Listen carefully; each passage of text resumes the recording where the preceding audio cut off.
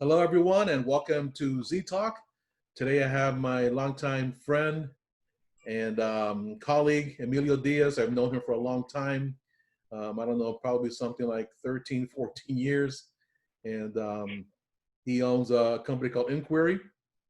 But I know what they do and the value they bring. But obviously, that's why I have Emilio here to talk about his company, his experience, the value proposition, and once we're done with that, we're going to have another good talk. So I'm going to have Emilio have the floor here and go through what he does at nQuery. Emilio, thank you for being on the show, and the floor is yours, my friend. Thank you, Henry. So first of all, let me correct you. I think it's been much longer than 13 years.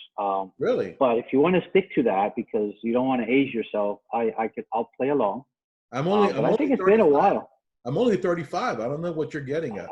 I know. But I think it's been longer than that. But regardless, I've always considered you a great friend and somebody who is well connected, somebody who we've chatted many times and about business and even family. So appreciate being your friend. I appreciate you asking me to chat with you for a little bit. So listen, to your point of what is nQuery? So nQuery, we are a communications company, and to be more specific, we represent over 200 companies in the communication space. So the typical normal, everybody knows AT&T, everybody knows Comcast. Those are very transactional type relationships. Mm-hmm. When a customer needs that. Where we really excel is when a customer has multiple needs and they need to blend different vendors, different products, and we help customers vet those vendors. We then support them through the life of the relationship, and ultimately we build a base of clients who rely on us to keep them up to date as to technology. The misnomer of, because we do quite a bit of social media and post, and we post stuff on IT. We don't do IT. We don't do IT services. Right. We know a lot about IT. I think more important than what we know about IT is we know the people who know what the heck they're doing in IT. So many customers, when we get introduced or we meet somebody, sometimes they'll ask, listen, my phone system is fine and my internet's kind of fine, but man, my computers are really not working well. Well, our role is to look at the people who have proven themselves to be successful in certain industries and make the introductions and then help customers sort of fix their problem. So we don't necessarily do it innately, but we do it as part of our offering in that, we will introduce the right partnerships and people who have proven themselves to conduct themselves ethically and professionally, and they know what the heck they're doing. So if it's an Apple environment, there's certain people who I feel do Apple really well. And if it's a Right. Mac, if it's a PC, or if it's a professional CPA firm, or if it's a logistic, depending on the industry, there are IT companies tend to have niches where they do well in. So that's kind of what we do. We've been in business now 12 years, 12, 13 years. Why, Henry? I think you're wrong, and that time flies. Okay, But maybe a few more. Okay. but listen, it's always been in South Florida. We're super proud of the clients who we have been fortunate enough to help and who have stayed and been loyal to us for many years. So that's what we do, Henry. Okay. And That's awesome. And so my audience knows, how Emilio and I work together. Many times I'm engaging a project, and obviously, like Emilio was saying, he's telecommunications, and that's the area where he and I have networked and worked the most. So when my client says, well, I'm looking to get, an MPLS or a T1, or I have multiple locations, want to tie them together, what vendor should I use? Or, can you engage with multiple and kind of give me the best of the best. So obviously, even though like Emilio knows a lot about IT, I also know a lot about telecom, but that's not my expertise, right? I know enough to talk it, talk the talk and help, conceptually, help them through a design discussion. But eventually I had to turn them to an expert and someone that knows that field. So the way I work with Emilio is engage the client, have Emilio reach out to them, or I'll make the connection, and then Emilio will engage the client. They're a very professional team. They take their time to understand the exact needs, what they're trying to, use the telecommunications for, what the issue is, and then he puts together the whole solution. He might look at multiple vendors for a client. He might bring 2 or 3 vendors to the table and say, hey, here are your 2 or 3 options. And he might select, hey, this is the one I recommend for these reasons, but all 3 or all 2, whatever it is, will definitely handle your workload. So he's the person I turn to have that kind of expertise. I don't think I have enough bandwidth to go and talk to Comcast, talk to AT&T, or Well, Verizon, and so forth. My it's interesting. It's interesting but it's interesting what you're saying. I want to jump in, and forgive me for sure, it's a interrupting, conversation. but I think that's exactly where the value of using an inquiry relationship is that customers are busy, and customers don't have time to entertain 5 salespeople, and every one of them has got a quota, and every one of them is pushing and sending 20 emails and driving them crazy, and quite frankly, telling them that their product is the cure for the world peace. And the reality is that I don't do that. I just tell you, listen, this one is good because, and this one's good because. I would never bring you anything bad, but I will tell you why this one's good in here. Right now, there's a huge opportunity, Henry, for what I would call out-of-the-box solution, right? So the world, since it's potentially a good segue, right, into what we want to ultimately talk about, is the state of the world, right, in terms of what we do. So what we found is, yes, before it was I need a desk phone, or I need an internet connection. Well, today it's so many more things. It's collaboration tools, it's Zoom integration, Zoom phone. People don't know there's now Zoom does actually telephony. Right. There's so many things that have come up. Helping people move their office to their homes. Some people now starting to move their people back to the office. Right. So there's a slight, and if you've seen some of our recent stuff, you may have noticed that we've sort of changed the telecommunications tagline to communications as a tagline. Right. And that wasn't by oops, somebody forgot to put tele on the front, because we realized that people are communicating more and more, okay, in non-verbal or non-traditional telephony ways, mobile apps on your phone, on your phones, right? Right. Zoom calls. I find myself on my computer making phone calls from my PC. Is that telecommunication? Well, kind of is, but it's really communication. Yeah.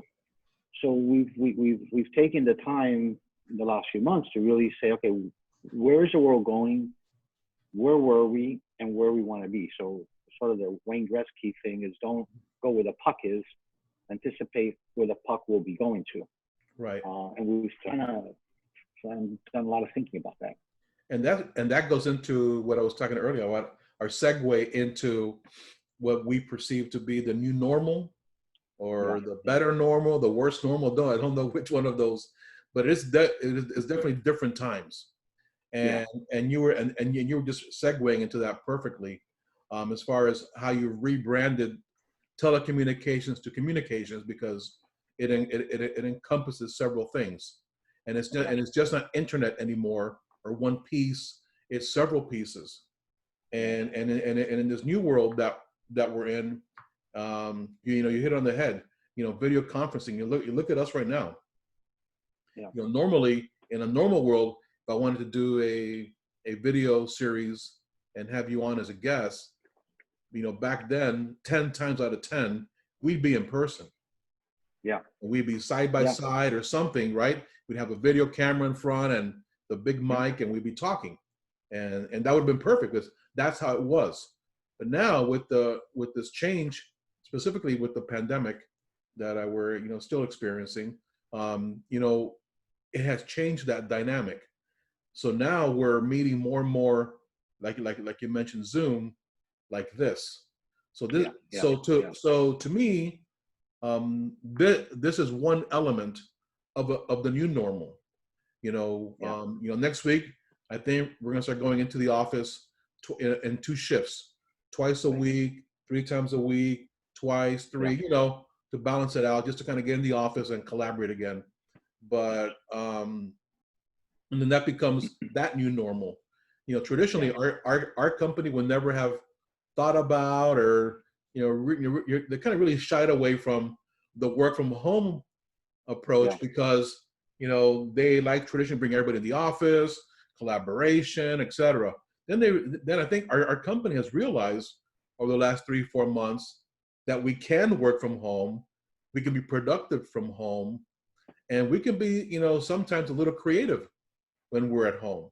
Yeah. I've used this video series, my Z Talk series, to be a little creative and bring some value to my network.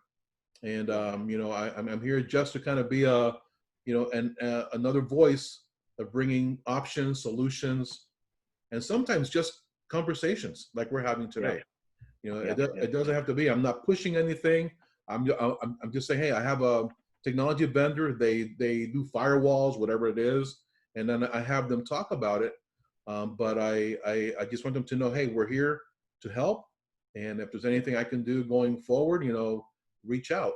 And that's why I wanted my network to know about you, so that I know a lot of them are talking about communications and talking about video conferencing, Microsoft Teams, UCAS, along with the traditional telecom element like internet.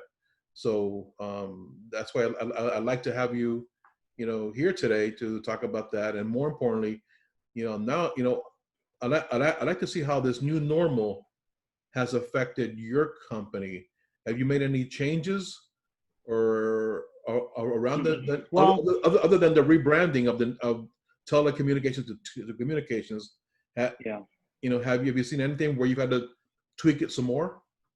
Well, it's funny. I told people this is I we've been using Zoom before Zoom was even known by 90% of the world. Quite frankly, we've been using a the Zoom platform probably about 2 years, 2.5 years. Okay. Because a lot of my vendors are not necessarily Miami, so a lot of my vendors are New York or whatever, so we can have conversations, and there's nothing like eyeball to eyeball. It may not Right. be physical, but it is still eyeball to eyeball. And at the end of the day, what they look, who they are, and it's also share the screen and make markups and really use your computer as a whiteboard. So we've been using it for a while. So we haven't our only our only change to our business is that we're visiting clients a lot less. Okay, so Right. before I would have a visit to a client, I would meet him for the first time. We would sit. A week later, I would get my car, drive there, see him again, right? And then, we got to make a revision. Go back to the office. A couple of days later, call back and see him again. Well, that's not happening anymore. I may go see a client the first time, sit with them, walk around their office, get a feeling for what's going on, take some pictures, take some videos. But from there on, it is virtual, all the way down to a DocuSign experience at the end. Right. So if you want to, that would be the biggest thing, is that we're much less on the road, quite frankly, a lot more productive, right? That's our interaction with our clients. Internal interaction, that's where I think there's a lot of debate. A lot of debate in offices who have 3, 4, 8, 10, 100 employees. My son has a video production company, and it's a creative environment. Millennials, creative. Mm-hmm. Everybody says, well, millennials are used to FaceTiming, and don't worry, they don't need to get together. They're okay with technology, and they're embracing it, this and that. But let me tell you something. They could embrace it, but the need for culture, the culture building, creative, what I would call coffee, water cooler talk, where all of a sudden something leaves to a new product because somebody said, you know, it's interesting. Last night I was watching something on TV. It's, God, I wish I could, how can we adapt that product and make it better and market it locally? Well, that doesn't happen on Zoom. Right. That doesn't happen when people are at their homes and their kids are crying in the back and they're trying to homeschool. That doesn't happen that way. That happens inside a business's walls. Right. You know, so I've always been, even when I was, you know, in corporate America and I would run sales teams and sales offices, I would insist on sales calls because I think having everybody in one room and talking and seeing eyeballs and gestures and this and that and just the air, because you can feel the tension or not tension. You can't get that. Very difficult to get that even through a Zoom video. So right. I think the new normal, Henry, is going to be, there's a lot of things in the air as to the new normal. I think businesses will, I think what I think is going to happen is the small entrepreneur is probably going to stick working from home for a while. I mean, I built my first 7 years of my business from my home, right. 7.5 years. And it's only been 3 years that I've actually had an office. Today, I could never, I don't even know how did I do that? How did I do that? You know, I don't see how I could go back to that. Maybe some people who are working from home are saying, how could I have driven an hour to work every day and back? How did I do that? But I think there's going to be a point in time that people are going to want, they're going to look back and say, you know, it wasn't so bad. Collaborating with my teammates it wasn't so bad. Mm-hmm. Grabbing lunch with 3 or 4 guys and just BSing or ladies and just talking about the weekend. Okay. That is a necessary human need. Yep, it is. Technology can only take you so far. And I'm not saying it's going to happen tomorrow. I think there's still a lot of fear. There's still a lot of hesitation. I had a fairly large client that was ready to start moving people in this week. And with last week's news, they said, listen, we're pushing it on to August. So we're going to stay virtual for another 2 months. So there's still fear. But so the small entrepreneur is potentially going to stay from home. At some point, they're going to say, you know what, maybe for $500-600 a month, I'm going to rent a shared office space, or at least I can leave my house and I could mentally get myself at work. Mm-hmm. Because what happens when you work from home, and you said it, you are many times a lot more productive working from home if you don't have children that you have to homeschool. Why? Because you tend to work 18 hours a day. Because it's harder when you work from home, separating I just got in my car, I'm going home to my family. Because your office is inside your family. Right. That's a stressful scenario. So I think people are going to realize, holy crap, this work from home is, it's beating me up pretty bad. I don't know what's going to happen, but I can tell you that in conversations, people are starting to feel as if they need to get back into a workspace. So then the larger corporations, companies, the big corporations, right, who used to have, 3 floors in a building on Brickell with a big sign and paying, $4 million a month in rent or whatever the heck, $200,000, $500,000 a lot of money, for rent, sure. A lot of money. They're saying, you know what? Why don't we do this? Why don't we go to a shared office environment? Why don't we go to a company like Quest Workspaces? They have 8, 9 locations in South Florida. They have New York, Tampa, and they say, you know what? We're gonna rent 10 offices at Quest, and they're to be shared by our 100 employees.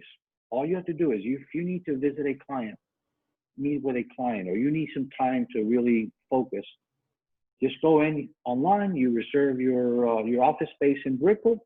You go there, you work. I mean, I don't want to drive to Brickell. Okay, go and you go in and you select, a Doral session. So what's going to happen is these large companies are saying, you know what, let's not renew our large leases. Okay, let's not renew our large leases, and let's figure a way of making our leases, and they don't have to go out and buy their own internet because it's provided by the center. They don't have to go out and buy their own phone system provided by the center. So I'm seeing a lot of that. I'm seeing a lot of that. And those companies who are fortunate enough to be financially able and willing to continue paying those landlords those amounts of money they're finding that, that because of social distancing and separation of workspaces, you know, having to monitor how many employees can go in at a given time. Or maybe if they have 1,000 square feet or 5,000 square feet, they say, you know what, I need to up to 10,000 square feet because I've got to keep more of an office, because that open workspace that the WeWorks of the world would have, like one big pit, and you would grab your laptop and sit. That's a no-no today. That's not a very conducive environment. So those are the things that we're seeing. As a matter of fact, I just finished writing an article that'll be disseminated the next week, that talks about the impact of real estate, the impact to real estate from a technology person, Right.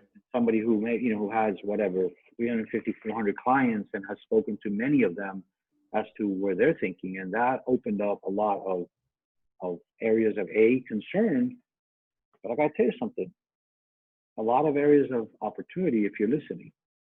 If this is where Amazons are made. Nobody thought Amazon was going to be Amazon in 1999.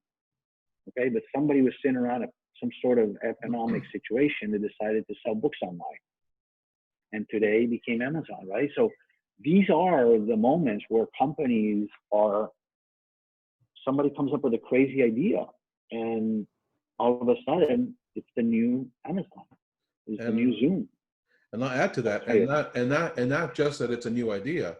You just mentioned Zoom, right? You've been using it for two and a half years. Think of Zoom in January, right? Before all of this, they were just Zoom, the same way you used them 2.5 years ago, pretty much. And then what happened to Zoom? The minute this pandemic kind of took foothold, and everybody rushed to their homes, and now how do we communicate? I saw Zoom's market value soar, I don't know what the percentages were, but it was humongous. They were a month ago, I read the report where they were evaluated at about $48 billion company valuation, the market value. And they went from some small millions of users to 200 million, 300 million CEO, overnight. Of course, they had the security issues at the beginning. Well, I mean, the CEO came out public to say, guys, I will be the first to admit that we were not prepared for this. Yeah. We were not built to grow the way that we've grown. Our infrastructure, our security, so I gave him tremendous kudos, because I think the greatest respect you can have for a person, especially somebody in a leadership position, is the ability to admit that, hey, we got blindsided by this. This is what we're doing, and I think they've stepped up to the plate. But yeah, I assure you that this guy's business was chugging along at 8-10% growth a year, whatever, just like many different companies. Zscaler is another example. Zscaler. So I heard the name a year ago or something like this. CloudGenix, this SD-WAN provider, was using Zscaler's security. Whatever. Not to get into that, because that's not. But I was in a conference. They were talking generally about the SD-WAN, and all of a sudden, Zscaler goes nuts because of remote access security and people. What I'm saying is that a lot of people right now. Many people right now are doing well. Many people right now are wondering what the heck's going on. A lot of people are going through a really tough time. And I will tell you that I started my business in January 2009. I don't have to tell you what that date represented, right? That date represented probably probably at the time that the world was going to end. The economic issue at that time were, right. I know this is rough. This is a health issue. There's an economic issue. There's a human story. At the time, it was a financial issue. So the world was going to end. The guys who were up there, a couple days away from the entire world financial system collapsing, that's when I started nQuery. Yeah. So what I'm saying is, if you're unemployed, if you're in a situation where your current business just isn't covering what you need to cover, really think about a time to reinvent, swivel, and find what the new world needs. And if you do that, hopefully 10 years from now, you'll look back and say, wow, that guy in that video is Z-Talk. I'm glad I listened to that guy, because, this is a time, man. There's a time when customers need change. And if you can figure that out, there are businesses being born every day. And during these times, let your creativity guide you a little bit. And again, it's easier said than done. And I only say it because I could say, I was like, okay, this is interesting. I mean, I got terminated from my position, and I'm like, do I want to go and stay in corporate America? And I took a dice on myself. Yep.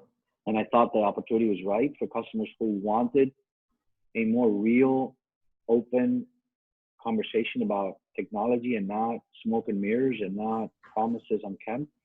So that was the premise of what I started doing, and I did it at a similar time in history financially as we are today. The world is not going to go back to what it was. The new normal is going to become just a normal.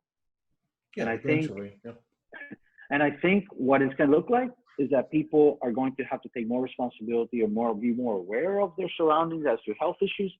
But I also think that people are going to want to be more fluid in everything they do, more fluid, more flexible. I think the workplace is going to be where bosses and owners and business, whatever owners are going to have to be more flexible with their people, because it's just gonna have to be. If somebody's afraid to go to the office, it is already happening. They have to. They have to. So, anyway, that's kind of my take on. I mean, like I said, the new normal. There's so many things. Even this morning, I was having a conversation with a friend of mine, Enrique, and he's like, "Nobody's ever going to go to back to the office again."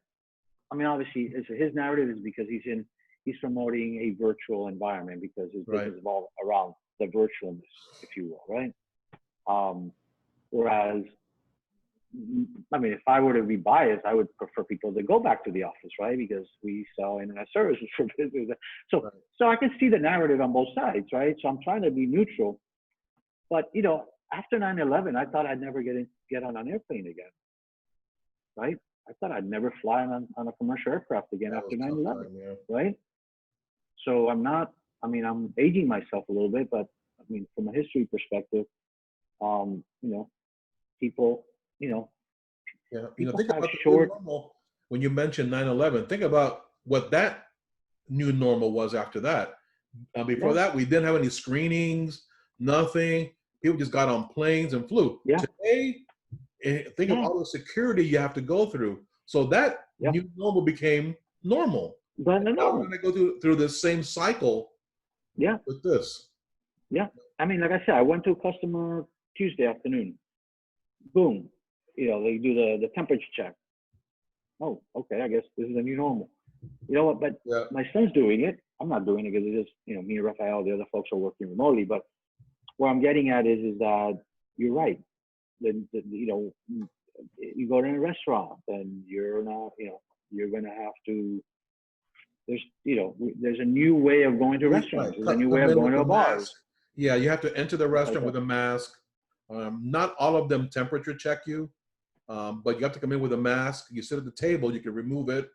If you get up to go to the restroom, put the mask back on, go to the restroom. There's some new guidelines, obviously, that we're following along this, but, definitely things are different, and they're going to be different. And eventually that different becomes normal again.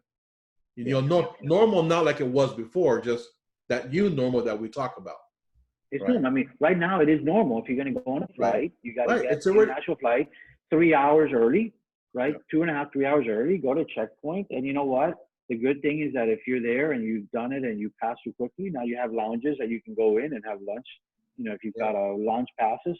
before, I never thought of going to a launch pad. I'd like slide right in right before the gate closes, because that's just the way it was. Today, now we're different. So Yeah. everything's gonna be different. And I don't know if this is listen, man. And the one narrative, as we potentially wrap up, I'll tell you something. And I've heard this from many different people in different industries, quite frankly, from different parts of the world. Because my wife is in the events business, and she follows a whole bunch of people who do very high-end weddings worldwide and stuff like that. And she's into fashion, so she's been listening to podcasts from designers from all over the world. Mm-hmm. There was an acceleration of excess that many people think it was unsustainable. Right. Meaning the amount of whatever clothing that was being manufactured, because you'd walk into a store and there was an overabundance of everything. Like everything was so overabundant. You went to a restaurant, you couldn't walk in. You had to wait an hour to go into the restaurant. You couldn't find a seat at the bar. You couldn't get on a flight because they were booked, and it's just an overabundance of everything. And this has forced us to say, hey, was that the right normal? Mm-hmm. Was that normal? Many people think that was abnormal. Many people thought that was a bad normal, Henry.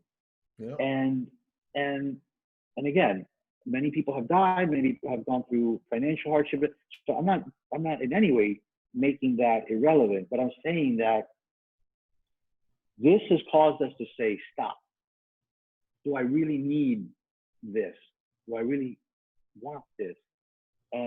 But at the flip side of that, those people who were in over excess are going to have to rethink their business model and their behavior. And some of it is the hospitality, restaurants, bars. 50% occupancy isn't going to cut it for many businesses. So listen, not to get too philosophical, but the point I'm saying is maybe the normal, the pre-COVID normal, was not necessarily the normal. Maybe that was an excess of normal, and maybe the post-COVID is a little bit. I mean, people are starting to see fishes in the ocean, dolphins floating in Key Biscayne. Maybe it's like coming down to earth normal. Maybe let's bring it back a notch, scale it back a notch. Maybe maybe we don't need 17 white shirts. I don't know. I think 16 is the limit, but that's okay. 16 would be less than excess. But you know what I'm saying? I mean, really, and this is coming from people from all over the world in all different industries, and they're saying, is this really was that normal? And people are saying, no, it was crazy. So I hope that I hope that we can, the one thing that I hope we can get out of this whole thing is that people can appreciate others, for who they are, and we can realize that, we can realize that that we do have a common enemy, I don't know, if you will, which is, or a common mission is to take care of ourselves, to take care of our family, to take care of our friends, and to take care of everybody that we interact with, and to be a little bit more sensitive to where people are in their lives. And I think when you slow down, those are the kind of things, at least that I get from that calmness in mind. And quite frankly, before I didn't have those thoughts. It was all about, the next thing. Yeah, I get you. Anyways, Henry, so the new normal, man, the new normal is the normal. And that is a world where we just have to be more careful, and we have to be more conscious. And if you're going through if somebody's going through tough periods or tough times, this is a time to bet on yourself. This is a time to bet on yourself. Yeah, it's evolving. And if you have anybody, if you have anybody in your audience that that wants to reach out to me directly, I found a passion in just talking to people about entrepreneurship. So if there's anybody in your audience that's seen this, that's been thinking about doing something, I would love, and I mean that it is a true offer to get on a call with anybody and just talk. I actually have a lot of passion in getting people to believe in themselves and to never let anyone rattle their chain in the corporate world if that's where they are in their life. So but that's it, Henry. I'm definitely I'm definitely a student more than I am a teacher in this process. So I think even after all these years, I'm still the student, and I've taught people things, and I've learned things. I've mentored and I've been mentored, and I have kids, and I learn from my kids all the time, and they're in their early to mid 20s. I have one getting married in January, so amidst there you all go. of this, you know, Yeah. I'm preparing for a wedding. So, imagine that, right? When times are tough. God bless you. Well, I hope people start getting married because my son needs the business. So that whole business, shut down So, pretty bad. Right? But love will always prevail, man. People will always get married, yeah, right? that's true. Good or bad, they'll figure it out. So Henry, what was that White House that you lived in, Kendall, that we met the first time? That's how far back.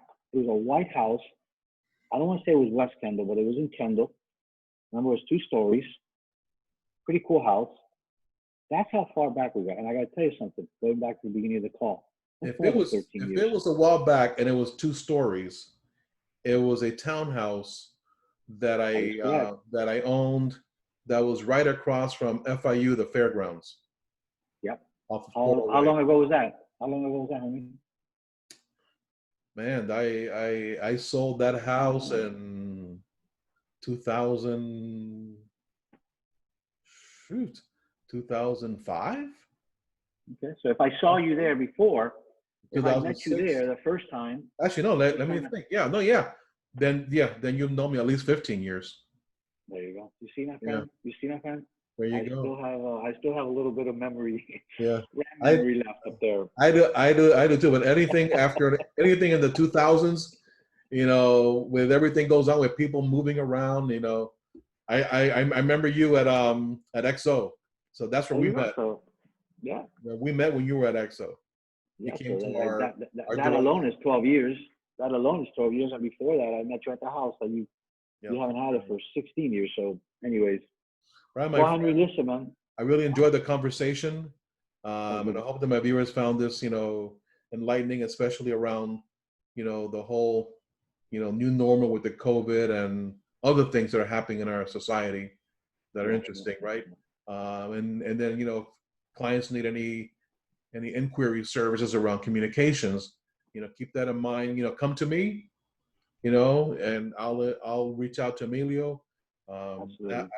I know I have projects that are coming up where I'll be talking to Emilio. So thankfully, there's good things here on the horizon. So everybody be well.